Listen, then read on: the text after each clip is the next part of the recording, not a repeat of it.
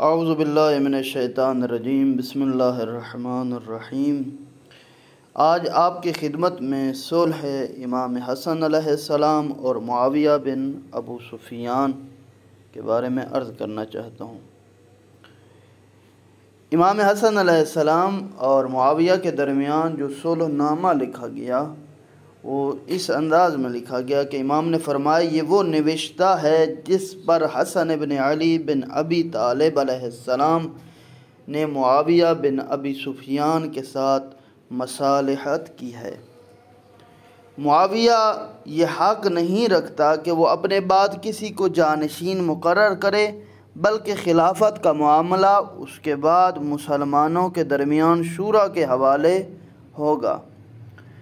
معاویہ حق نہیں رکھتا کہ وہ امیر المومنین علی بن ابی طالب علیہ السلام کی معمولی سی بھی اہانت یا بے احترامی کرے۔ امیر المومنین امام علی علیہ السلام کے شیعوں کی رعایت کرے گا، ان کے حقوق پامال نہیں کرے گا، ان کو ظلم و تشدد اور قتل و غارت کا نشانہ نہیں بنائے گا۔ مورخین نے ذکر کیا ہے کہ امیر المومنین کو گالی دینا ترک کیا جائے گا، ان پر درود پڑھا جائے گا اور علی علیہ السلام کا تذکرہ سوائے خیر کے نہیں کیا جائے گا۔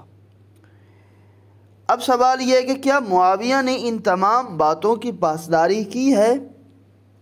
علماء نے لکھا ہے کہ معاویہ نے کسی ایک کی بھی پاسداری نہیں کی، شرائط کو پس پش ڈال کر مخالفت کی، جیسا کہ یزید لعین کو اپنے بعد مسلمانوں کا خلیفہ بنا دیا، مولا علی علیہ السلام پر سب گالی کو عام کر دیا، یہاں تک کہ نماز جمعہ کے خطبے میں ضروری تھا۔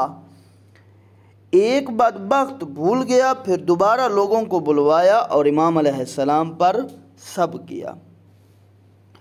شیعیان و اصحاب امام علی علیہ السلام کو قتل کرنا، اپنے مرضی کے ولی بنا کر مختلف شہروں میں بھیجنا، بڑے سرداروں کے ٹیکس کو معاف کرنا، باقی سب سے 2 برابر وصول کرنا، نماز عید سے پہلے اذان کہنا، جعلی احادیث کا کام شروع کر دیا۔